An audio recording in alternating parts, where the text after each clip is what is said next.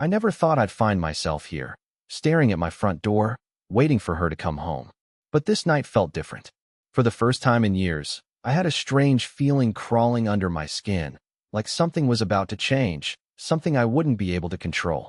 And I knew that when she walked through that door, I'd be faced with the truth. Her name is Lydia. She's beautiful, thoughtful, and has this way of making you believe in forever. But tonight, I wasn't thinking about how much I loved her. I was thinking about what I knew, what I'd been ignoring for far too long.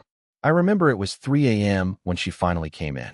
I hadn't planned to wait up for her, but something kept me sitting there, just beyond the living room, in the dim glow of the lamp.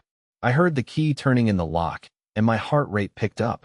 I didn't know why I was nervous. I didn't know why I felt like I had to keep my eyes open. But I was too scared to sleep. The door creaked open, and she stepped inside, her heels clicking against the floor in a way I hadn't heard in months. She was alone, but there was something in her posture, in the way she held herself, that felt off. She looked pleased with herself, like she was hiding something, but in the most casual way, as if nothing had changed.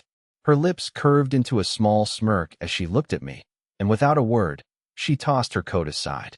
"Don't ask," she said, walking past me without even pausing to kiss me, her voice almost playful. I didn't ask. I didn't have the courage to ask. The silence in the room screamed at me, but I swallowed it down. I told myself she was just tired, that maybe I was reading too much into it. I convinced myself it was nothing, but it wasn't nothing. I didn't sleep that night. I couldn't. I just lay there in the darkness, waiting for the first sign of what was really happening, trying to ignore the unease gnawing at my insides. But I couldn't shake the feeling that I was losing her. I had no idea where she had been, but I could feel the distance growing between us. There was something in her eyes, something unfamiliar. The next morning, things didn't get any clearer. I woke up, as usual, to the sound of her moving around in the kitchen. I tried to pretend everything was fine. I tried to go about my morning routine, pouring coffee, glancing over the papers, acting like we were just two normal people in a normal life. Then I walked into the kitchen. She was sitting at the table, staring out the window, her face pale. She didn't even notice me come in. There was something unsettling about her, like she wasn't even there with me, like she was lost in her own thoughts, somewhere far away. And then I saw it. A man's coat, hanging off the back of a chair. I didn't recognize it. It was too large to be hers. Too expensive. I froze. For a moment, everything around me went silent. My heart skipped a beat, and I had to remind myself to breathe. She hadn't mentioned anyone coming over. No friends, no family, and certainly no strangers. Lydia caught my gaze, and her expression shifted. For a brief second, I saw something. Guilt, fear? It was hard to tell. She quickly turned her eyes back to the window, not saying a word. I couldn't handle it anymore. I had to ask, "Lydia, whose coat is that?" I forced the words out, my voice hoarse. She turned to look at me then, her face unreadable. She looked at the coat, then back at me. "It's nothing," she muttered, her tone dismissive. But there was an edge to it, a coldness in her voice I hadn't heard before. "Don't worry about it. Don't worry about it," I asked, my frustration starting to surface. "How can I not worry about it? Lydia, what's going on?" She stood up, her movements quick and sharp, and she grabbed her purse from the counter. "I have to go. We'll talk later." And just like that, she was gone, leaving me standing there, staring at the coat that didn't belong to her. I didn't know what to do. I didn't know how to process what was happening, but I knew something had changed, and I couldn't ignore it anymore. Something was going on, something I wasn't meant to know, and I was about to find out the hard way. I stood there for a long moment, staring at the coat. The silence was deafening. The only sound in the room was the steady tick of the clock on the wall. I tried to process what had just happened, but nothing made sense. Lydia had always been open with me, never secretive or distant. Or at least, that's how I had always believed it to be. But now, that coat, that strange, unfamiliar coat, seemed like a glaring red flag. I decided to ignore it at first. I told myself I was overreacting, that I was just being paranoid. But as the day wore on, I couldn't shake the feeling that something was terribly wrong. Every little thing seemed to add to the anxiety gnawing at the back of my mind. The way she wouldn't look me in the eye. The way she rushed out of the house without a word, not even a goodbye. I spent the rest of the morning pacing around the house, wondering if I should confront her. But how could I? What if she told me the truth, and I wasn't ready for it. What if it was something I couldn't undo? I tried calling her a few times, but her phone went straight to voicemail. That's when I started to panic. I knew she was avoiding me, and I hated the feeling. I wasn't used to this. Lydia and I had been together for almost 5 years. We shared everything, or at least, I thought we did. So why was she acting like a stranger now? Why was there this wall between us that hadn't been there before? By the time she finally returned home, the sun was setting. I was exhausted, mentally and physically, from the worry, but I knew I had to get answers. I couldn't keep living in the dark. She walked in without a word, her eyes immediately searching the room as if expecting something. When her gaze landed on me, she seemed to relax a little, but there was still that distance. It was subtle, but it was there. The smile she gave me was faint, not the warm, genuine one I was used to. It didn't reach her eyes. "Lydia," I said softly, my voice shaking slightly. I wasn't sure what I was expecting, but I had to say something. "We need to talk." She sighed, her shoulders slumping as if she had been dreading this moment. "I know," she whispered. "But not right now, okay? I'm tired. We'll talk tomorrow." "No, we need to talk now," I insisted, my voice firming. This was bigger than just a fight. I could feel it. Something was going on, and I wasn't about to let her brush it off. I saw the coat. Whose it belonged to? For a brief second, her face froze, and then she did something I never expected. She laughed. Not a real laugh, not the kind of laugh that comes from joy, but one that was sharp and hollow. "You're still on that, huh? It's nothing. Just a friends." "Friends," I repeated, disbelief washing over me. "Lydia, we don't have any friends who leave their coats here without telling us about it. Not like this. You don't just bring random people into our home." She stared at me, her gaze cold now. There was no more warmth in her eyes, just something that felt distant, almost cruel. "You're overthinking things, Peter. You always do." Overthinking? I felt my heart drop into my stomach. That was it. After everything, she was just going to brush me off like this? I had to force myself not to shout, to not let my frustration and confusion take control. "I'm not overthinking anything," I said quietly, my voice barely above a whisper. "I know something's wrong. You've been distant for weeks now, Lydia. I don't know where you've been, and I don't know who this guy is, but I need you to tell me the truth." Her face softened for a split second, but then it hardened again, like a mask falling into place. "I'll tell you everything, just not tonight. I'm too tired, okay?" She walked past me, her hand brushing mine as she went into the bedroom, leaving me standing there, completely lost. I could feel the tears rising in my throat, but I refused to let them fall. I couldn't cry. I wouldn't cry in front of her. Not when she had turned into this stranger. She had become someone I didn't recognize, someone who was hiding things from me, from the man who had shared his life with her for so long. I couldn't sleep that night. I lay awake in bed, staring at the ceiling, the weight of what was happening slowly crushing me. The woman I loved, the woman I thought I knew inside and out, was slipping away from me. She was changing, and I didn't know how to stop it. And the worst part? I had a feeling I was about to lose everything. The next day felt like a fog had settled over me. I tried to go through the motions, making my morning coffee, answering work emails, but everything felt distant, like I was on the outside looking in. Every little thing reminded me of Lydia, of how things used to be, when we shared everything, when I could look into her eyes and feel like I knew her soul. Now, I wasn't sure I knew anything about her at all. I had tried to push it out of my mind, told myself maybe it was just a rough patch, but deep down, I knew better. Her words from the night before echoed in my head. "You're overthinking things." No, I wasn't. I wasn't imagining the distance. I wasn't imagining the late nights, the coldness. It was all real, and I had to face it. But I couldn't just confront her again. Not yet. She had brushed me off so easily, so dismissively. She had dismissed my feelings, my concerns. I couldn't let her do that again. So, I kept my distance for the rest of the day, going about things as though everything were fine. I couldn't let her see how much she'd shaken me. I couldn't show her how much it hurt, the way she was slipping through my fingers, like water. But nothing prepared me for what happened when she finally came home that evening. I'd hoped for an explanation, a conversation. Maybe things would be better if I just sat her down, gave her the chance to tell me the truth. But no. When Lydia came in, she wasn't alone. I was in the kitchen, washing the dishes, when I heard the sound of the door opening. I didn't think much of it at first. I assumed she had come back from work. But when I turned around, I froze. Lydia wasn't alone. Standing behind her was the man I had seen only once before, the one whose coat had been hanging on our chair. The man who had somehow become a fixture in my life without my permission. He wasn't tall, but he carried himself with this confidence that I couldn't quite place. There was something unsettling about him, something that made my stomach churn. He wasn't just a friend. No, there was something deeper in the way he looked at Lydia. It was the way she looked at him, too. It wasn't friendly. It wasn't casual.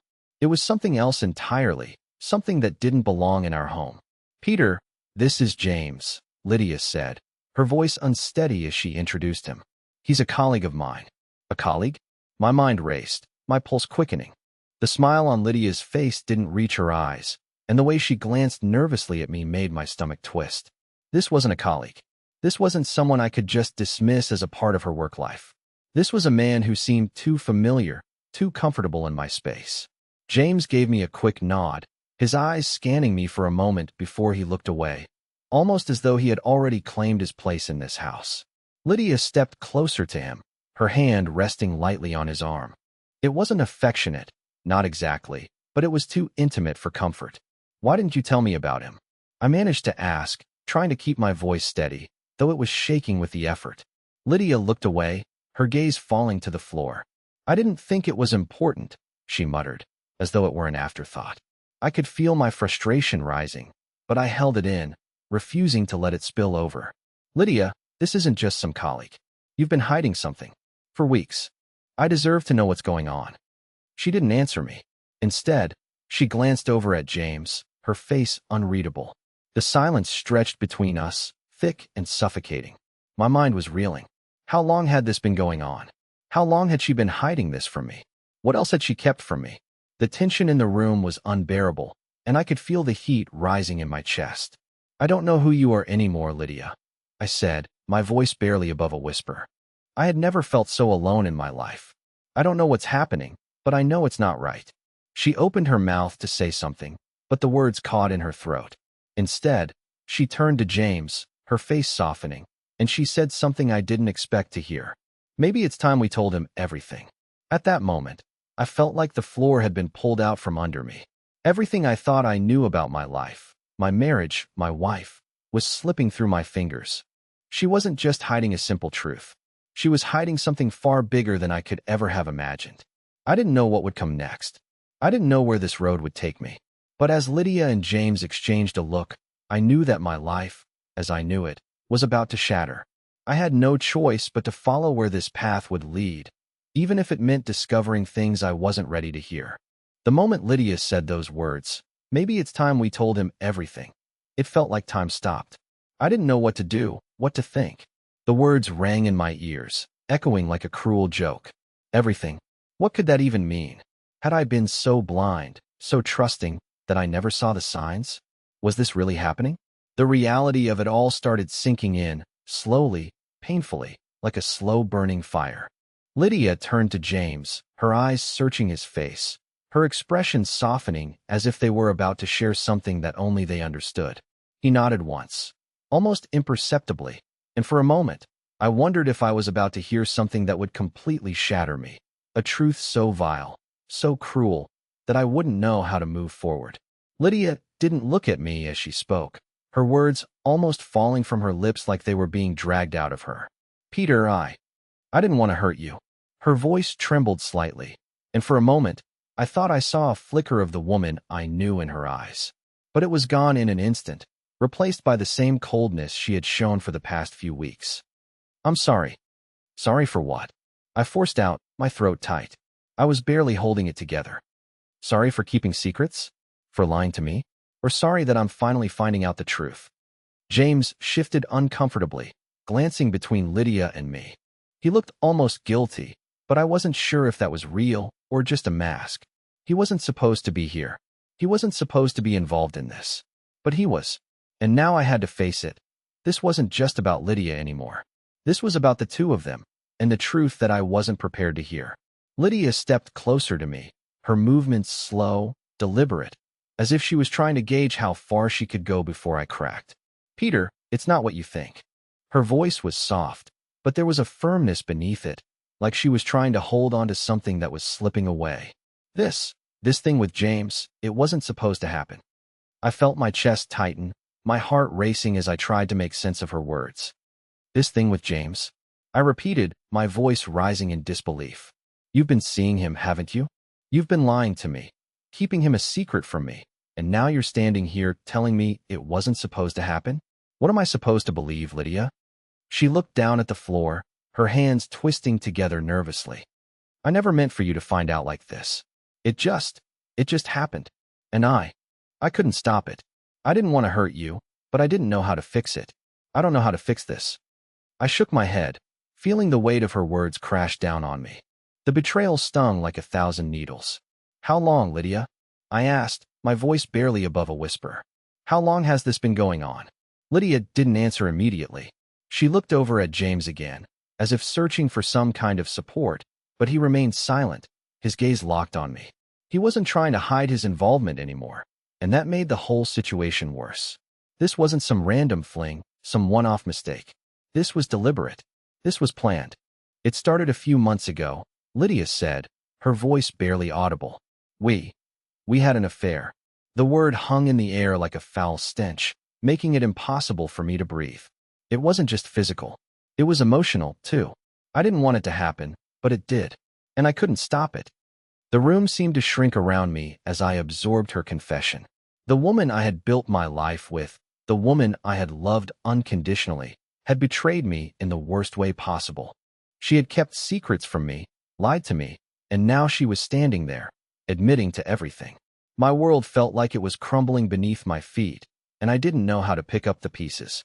James finally spoke up, his voice surprisingly calm. We didn't mean to hurt you, Peter, he said, though his words sounded rehearsed, like he had said them 1,000 times in his head before this moment. But Lydia and we connected in a way neither of us expected. It just happened. We didn't plan it. It wasn't intentional. I looked at him, the rage bubbling up inside me. He was standing there, so calm, so collected, like he hadn't just ruined my entire life. Like I wasn't sitting there, watching my wife break apart in front of me. You don't get to stand there and justify this, I said through clenched teeth. You don't get to explain this away like it's some kind of mistake. You both knew exactly what you were doing. You both kept it from me. And now you're both just standing here like it's nothing? Lydia's face twisted with regret. I'm sorry, Peter. I am. But I don't know how to fix this. I don't know if I can. I don't know if you'll ever forgive me. I stood up, my legs shaky, my mind spinning with everything I had just heard. Forgive you? I repeated, my voice raw. I don't know if I'll ever be able to look at you the same way again. I don't know if I can ever trust you again. And with those words, I walked out of the room, leaving everything behind. The betrayal, the lies, and the woman I thought I knew. What was left? What was left of us? Of me? I didn't have the answers, and I wasn't sure if I ever would. I don't know how long I spent outside. My mind was racing, thoughts colliding in an overwhelming mess. The cool night air didn't help clear my head. If anything, it made everything feel colder, sharper. I was numb, but the pain still cut through me in waves. I could barely comprehend what had just happened inside. Lydia's words echoed in my mind over and over. We had an affair. It was all I could hear, all I could feel. I wasn't sure what to do next. The idea of going back inside felt impossible. I had no idea how I could face her, face them, after everything I'd just learned. How could I go back to that life, to the life we had built together, when it felt like it was all a lie? When everything was now tainted by their betrayal? I walked aimlessly, my feet taking me down the quiet street. I didn't have a destination. I didn't even know where I was going. I just needed to keep moving, to clear my head, even though I knew it wasn't possible. I couldn't escape it. After what felt like hours, I finally stopped by a park bench and sat down, feeling the weight of everything pressed down on my chest. I looked up at the stars, the quietness of the night making the chaos in my mind feel even more intense. I wanted to scream. I wanted to shout at the heavens and ask why this was happening. Why I was the one who had been betrayed. Why she was the one who had turned her back on me. And then it hit me. I didn't even recognize myself anymore. I had spent years building a life with Lydia, thinking we were partners, thinking we shared the same values, the same love. But now, I didn't know who she was. I didn't know who we were. My phone buzzed in my pocket, pulling me out of my thoughts. I didn't want to look at it. I didn't want to see what message awaited me, but I knew it was probably Lydia. She'd been calling me, texting me. She had tried to get a hold of me before I left, but I couldn't bring myself to respond. I wasn't ready to hear more of her excuses, more of her explanations that didn't mean anything to me anymore. I reluctantly pulled the phone out of my pocket and saw her name on the screen. My thumb hovered over the screen, and for a moment, I almost pressed decline. But then I didn't. I needed answers. I needed something from her, even if it was only the truth. I pressed answer. Peter, Lydia's voice was shaky, almost fragile. Please, please don't shut me out. I took a deep breath, holding back the anger that threatened to erupt. You don't get to tell me what to do anymore, I said coldly, my voice distant, betraying none of the hurt I was feeling. You've already done enough. What more is there to say? I'm sorry. I didn't know how to tell you. I didn't want to hurt you, she said, her words tumbling out, desperate, pleading. I never wanted it to go this far. I never wanted it to be like this. You've already said that. I interrupted, my tone flat. What you wanted doesn't matter now, Lydia. What matters is what's happened. You've lied to me. You've betrayed me. And now I have to figure out how to move on from this. There was silence on the other end. A long, unbearable silence that felt like it stretched on for an eternity. When she finally spoke again, her voice was so quiet, it was almost a whisper. I don't want to lose you, Peter. But it was too late. You already have, I said, the finality in my words sending a chill through me. I didn't know what had just happened, but I knew this was the beginning of something irreversible. I wasn't the same person anymore. And neither was Lydia. I ended the call without another word. I couldn't do this anymore. I couldn't keep pretending everything was fine when everything had fallen apart. My mind was reeling, and I felt like I was standing at the edge of a cliff, unsure of whether I should jump or turn back. But I knew deep down that there was no turning back from this. I finally stood up, my legs shaky, my body drained of all the energy it had left. It felt like the weight of the world had settled onto my shoulders, and I didn't know how to shake it off. I didn't know how to walk back into that house, face Lydia and James, and pretend like things could ever be the same. I wanted to go home, but I didn't know what home meant anymore. Was it the house I had shared with Lydia for years? Or was it just an empty shell of what used to be? I didn't have the answers. All I knew was that I couldn't stay in the dark any longer. I couldn't keep living in this lie. I turned around and started walking back, but as I neared the house, I froze.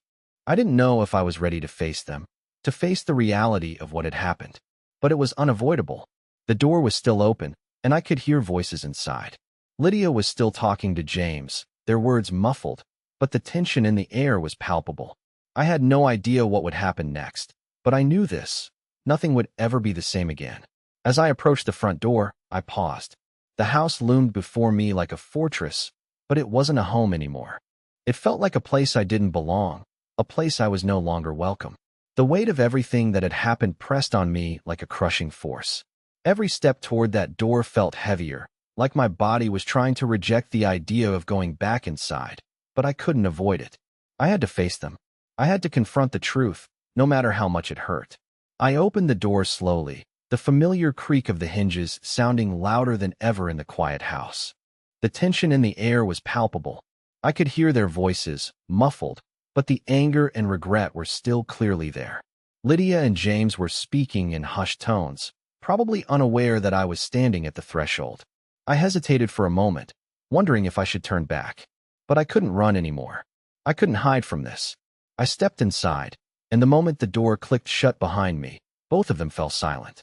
Lydia's eyes locked onto mine immediately, but her gaze wasn't the same as it had been just days before. There was no warmth, no affection, just something different, something distant. She opened her mouth to speak, but the words died in her throat when she saw the look on my face. You came back, she said softly, like she wasn't sure whether she should be relieved or afraid. I didn't answer at first. I just stood there, my body rigid, my mind still reeling from everything I had learned. The anger bubbled just beneath the surface, but there was something else too, a deep, profound sadness. This wasn't just betrayal. This wasn't just an affair. This was the end of everything I had believed in, the end of a marriage I had fought for. I had no idea how we had gotten here, but now that I was standing in front of them, I knew there was no going back. Peter, please, can we talk? Lydia's voice cracked as she took a tentative step toward me. She seemed almost apologetic, but it was too late for apologies. I don't think we have anything left to talk about, Lydia, I said, my voice cold and steady, though inside, I felt like I was breaking apart. You've already said it all. You've already destroyed everything. James remained in the background, watching me, his face unreadable. I wanted to lash out at him, to scream at him for daring to stand in my house, for daring to look at my wife the way he did. But I didn't. I kept my focus on Lydia, because as much as I wanted to blame him, this was her choice. This was her betrayal. Lydia's eyes filled with tears, and for a brief moment, I saw the woman I had married, the one I had loved with all my heart. But it was fleeting. The tears she shed weren't for me, weren't for the damage she had caused. They were for herself. She was crying because she knew she had lost me, and that realization hit her harder than anything else. I didn't mean for any of this to happen, she said, her voice barely above a whisper. I never wanted to hurt you, Peter, but I couldn't stop myself. I couldn't stop what was happening between James and me. I could feel my chest tighten with each word she spoke. I wanted to yell, to demand that she explain everything. The lies, the deceit, the way she had so easily cast me aside. But I didn't. I had already heard enough. I didn't need to hear her excuses. I didn't need her to justify it. You should have stopped, Lydia, I said, my voice tight with emotion. You should have stopped before it got this far. But you didn't. You chose this. You chose him over me, and now you have to live with that. She collapsed onto the couch, her hands trembling as she wiped her face. I wanted to feel pity, to reach out and comfort her, but I couldn't. The love I had once felt for her had been tainted, twisted beyond recognition. All I felt now was anger. Anger that she had betrayed me in the worst way possible. Peter, James finally spoke, his voice calm, but there was an edge to it now. We didn't want this to happen either. I know it doesn't change anything, but I never meant to hurt you. We both made mistakes. I turned to face him, my eyes narrowing. You don't get to tell me how this happened. You don't get to make it sound like some unfortunate accident. You knew exactly what you were doing, and you chose to keep doing it. You both did. Lydia looked up at me, her face pleading. Peter, please. I'm so sorry. I never meant to betray you. I didn't want to lose you, but I don't know what happened. I don't know how it all spiraled out of control. You don't get to say that, Lydia. I snapped, the anger rising again. You had a choice. You always had a choice.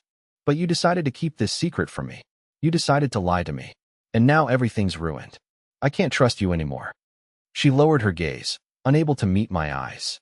James stepped forward then, his expression more serious, but I could see the uncertainty in his eyes. He had no idea how to fix this. Neither of them did. You're right, Peter, James said, his voice quieter now. We can't fix this. We can't undo what's been done. But we need to be honest with you. We need to tell you the whole truth, even if it's too late. I didn't want to hear it. I didn't want to hear any more lies, any more excuses. But I knew that I had to. I needed to understand everything, even if it destroyed me. I nodded slowly, my voice barely audible as I said, Fine. Tell me everything. But know this. Nothing you say will change how I feel. And with those words, I stepped back, waiting for the truth that would break me even more. Lydia and James exchanged a look, their eyes filled with something I couldn't place. Guilt? Fear? Perhaps both. They knew what was coming, and I didn't think any of us were ready for it. I stood there, silently, waiting for them to speak, my arms crossed in front of me, my body tense. I could feel the weight of the silence pressing down on us, suffocating.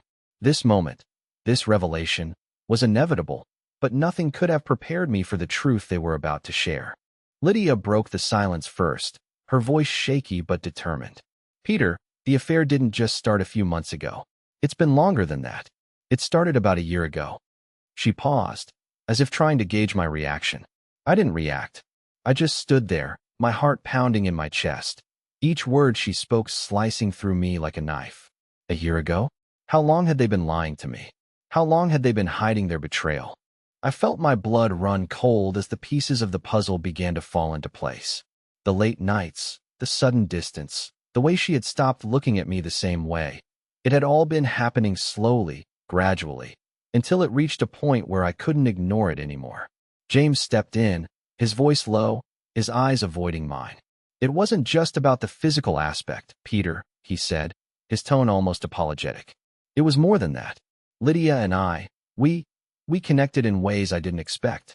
It wasn't just about physical attraction or excitement. It was emotional. It was deep. His words hit me like a ton of bricks. Emotional? What did that even mean? He was talking about something deeper, something more personal. And that terrified me, because it meant this wasn't just a fleeting affair, a mistake that could be swept under the rug. No, this was something that had meant something to both of them, something they had both chosen.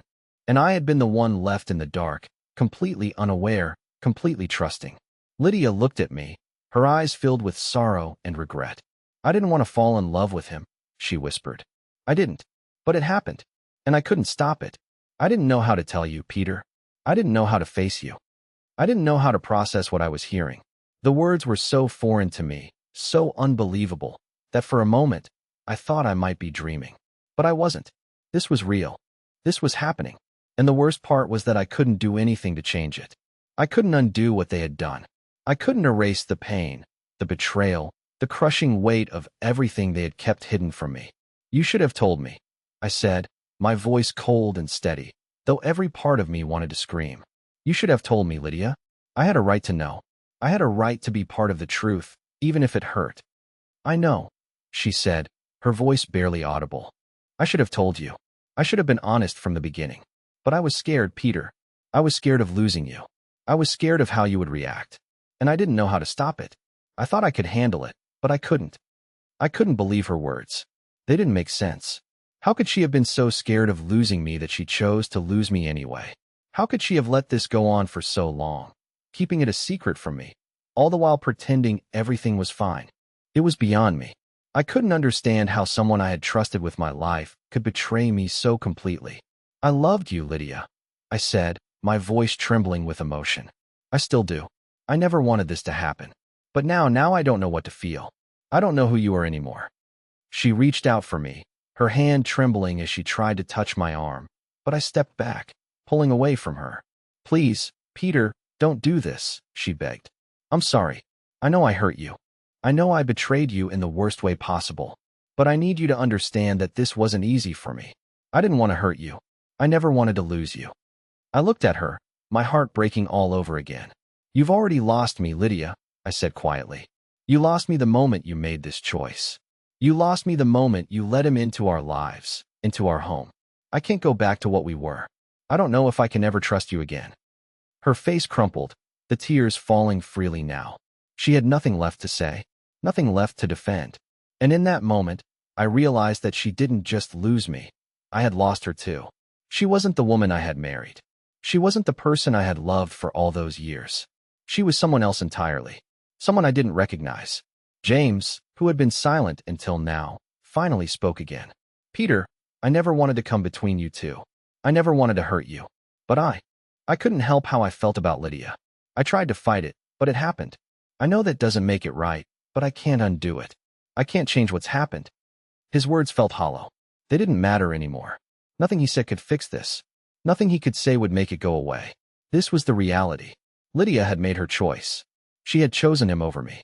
And now, everything was lost. I looked at them both, the man who had taken everything from me and the woman who had chosen him over me, and I realized that I was done. I was done with the lies, done with the deceit, and done with this broken version of a life I had once believed in. There was nothing left for me here. Without saying another word, I turned and walked out of the room. I didn't look back. I didn't need to. The decision had been made. My life was no longer tied to Lydia. I had to let go. And though it hurt more than anything I had ever felt, I knew it was the only way forward. As I closed the door behind me, I knew that the hardest part was yet to come. The future was unknown, but I couldn't stay in the past anymore. I couldn't let them control my story. I had to take control of my own life again. The days that followed were some of the hardest I've ever faced. The weight of everything felt unbearable, like I was carrying the entire world on my shoulders. But slowly, something shifted. It wasn't an immediate change, and it wasn't easy. There were moments of deep sadness, moments where I thought I couldn't take another step forward. But I did. I kept going. Because despite everything that had happened, despite the betrayal, I knew something had to change. And it had to start with me. I took time to myself. I moved into a small apartment not far from the house. a quiet space where I could gather my thoughts and begin the process of healing. The first few nights were lonely, and I couldn't deny the hole that Lydia's absence left. But as the days passed, I started to rediscover pieces of myself that I had forgotten over the years. I started reading again, something I hadn't done in ages. I took long walks in the park, listening to music, clearing my head. Slowly, I began to feel like I was coming back to life. Then one evening, about a month after everything had fallen apart, I got a text message from Lydia. I hadn't spoken to her since the night I walked out, and I wasn't sure if I was ready to. But part of me knew that this was something I needed to face, not for her, but for myself. I had to let go of the past in order to truly move forward. Peter, I know things are complicated right now, and I don't expect you to forgive me overnight. But I want you to know that I'm working on myself. I'm sorry for what I did, and I hope one day you can find it in yourself to trust again. I don't want to lose you, but I know I need to give you space. If you ever want to talk, I'll be here. I sat with the message for a long time, my thumb hovering over my phone screen. A part of me wanted to reach out to her, to try to understand, to fix what was broken. But I knew deep down that I had to let her go, for both our sakes. I needed to heal on my own, to rebuild my own life before I could ever think about rebuilding anything with her. I took a deep breath and replied, my fingers shaking slightly as I typed. I'm not sure what the future holds, Lydia, but I can't stay in the past. I need to find myself again, and I hope you can do the same. I don't know if we'll ever get back to where we were, but I do know that I need to move forward. I hit send and put my phone down, finally feeling a sense of closure. I couldn't change what had happened, but I could control how I moved forward. And that, for the first time in weeks, felt like freedom. In the months that followed, I continued to grow, to heal, and to rediscover who I was outside of Lydia and the life we had shared. I took up new hobbies, made new friends, and focused on my career. The pain didn't disappear overnight, but it became more manageable. I realized that happiness wasn't something I could find in anyone else. It was something I had to create for myself. One day, I found myself sitting at a cafe, a cup of coffee in my hands, watching people walk by. And for the first time in a long time, I smiled. Not because everything was perfect, but because I had found peace in the chaos. I had rebuilt my life, piece by piece, and I was proud of who I had become. I didn't know what the future held, but I knew one thing for sure. I was finally free. And that freedom felt better than anything I had ever known. As I walked out of the cafe, I felt a sense of hope. There was a world out there full of possibilities, and I was ready to embrace it. Whatever came next, I was ready to face it head on. Because I had learned the most important lesson of all. No matter how much you're hurt, no matter how broken you feel, you always have the power to rise again. And that was exactly what I was going to do.